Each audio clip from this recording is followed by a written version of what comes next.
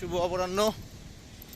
টেকনাফ থেকে হাঁটা শুরু করে টেকনাফ বিচের পথে 6.17 কিলোমিটার অলরেডি কমপ্লিট, আর 1 কিলোমিটারের মতো আছে, তাহলে টেকনাফ 0 পয়েন্ট চলে যাব।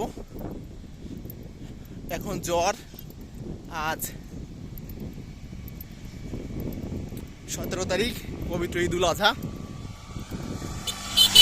মেরিন ড্রাইভ সড়কে বেশ কিছু গাড়ি আছে, সাথে জ্বরের পানি, আবহাওয়াটা কুল, বাতাস আছে। এগুলোর নাম সাম্পান।